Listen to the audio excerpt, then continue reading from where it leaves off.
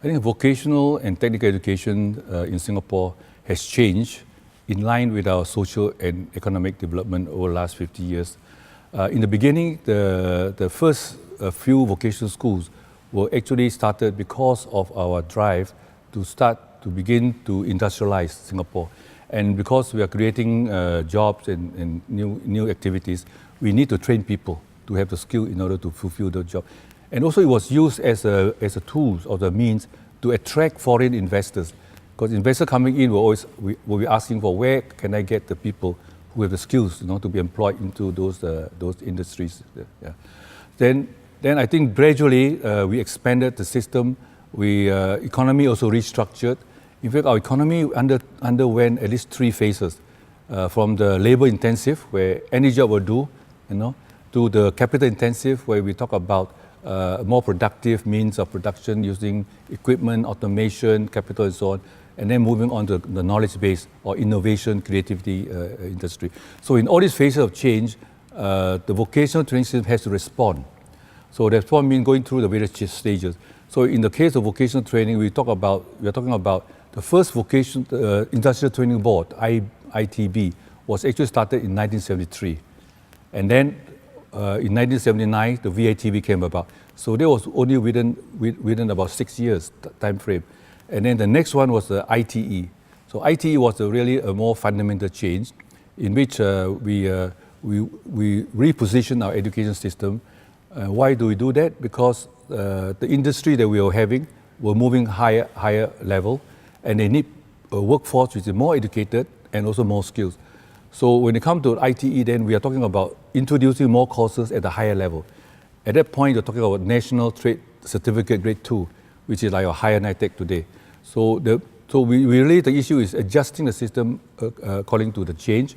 The other thing to remember is that the people that come to ITE are actually from the schools. So we also have to align with the school system. So in 1991, the new policy of providing 10 years education for everybody came about. That was really a big change in the sense that we have to create new courses to match the new students who are coming through the system with 10-year education. So this, I think, reflects the change.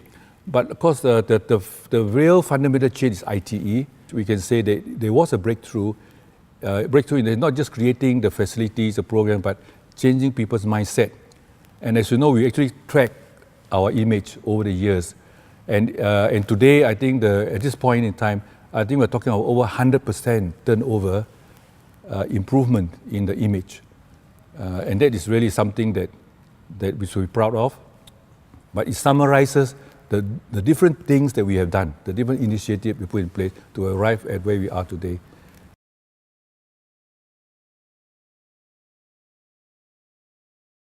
There are a few challenges. I think the starting point is that the system itself was looked down upon as a place for those who have failed in schools. And that was perhaps because it was the way in which society was structured, that we always revere very much, we respect the scholars as against to those who do handwork labor, manual labor. So the mindset was really the biggest challenge. People feel that they come to vocational training only if there's no place to go, or it's a place for those who cannot do well. Of course, the opposite is true based on what we have achieved. It is really recognizing that even for a given cohort of students, there will be people of different abilities, different interests.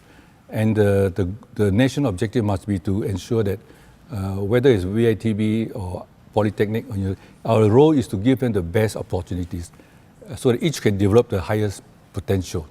And that will contribute to a better integrated, inclusive society and therefore benefiting the country.